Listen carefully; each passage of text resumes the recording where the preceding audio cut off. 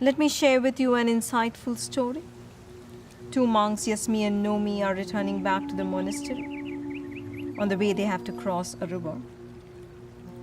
They hear a woman crying. She is unable to cross and she must hurry back home to her child.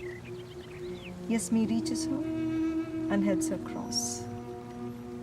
After an hour, Nomi speaks up. Do you know what you have done there? Our master said not to look at a woman. You went and spoke to her. Our master said, don't speak to a woman. You touched her. Master said, do not touch a woman. You carried her. Yasmi replied, but I dropped her half an hour ago. It is you who's still carrying her. These two characters represent our two inner states. The suffering state, where our baseline mood is sadness, irritation, and anger. And the beautiful state, which is filled with wholeness, calm, joy, and courage. Yasmi represents a beautiful state. Nomi represents a stressful state. Nomi was agitated before the event, during the event, and after the event. His inner agitation led him to overcomplicate matters and act irrationally.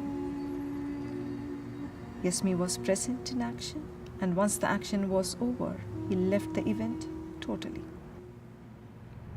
There are only two states in which any human being on this planet lives. Whether you are a Christian, Muslim, Hindu, Buddhist, anyone in this world, we only experience life from two states. One is a suffering state, the other is a beautiful state. Now, in suffering states, you are experiencing your relationships or whatever you're doing from stressful states. You are anxious, you are stressed, you are in anger, you are in fear. So suffering states are clearly states that destroys your inner world and in turn affects your external world. What do we usually do when you get into stress?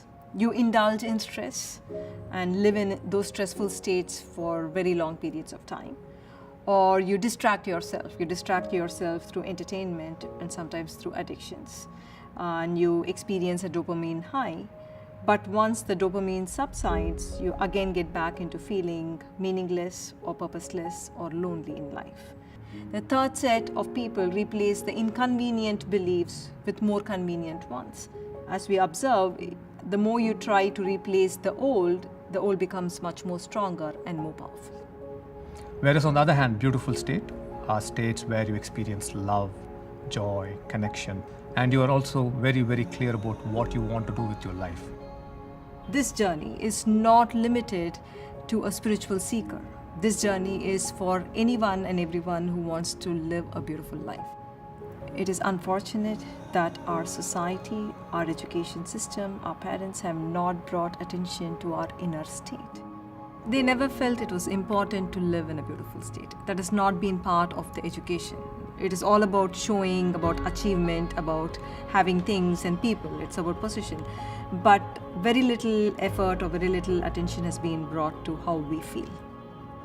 As we move past life, as we move past the experiences of rejection, of loss, of separation, and as we move through suffering, we really do not know what to do with that suffering state.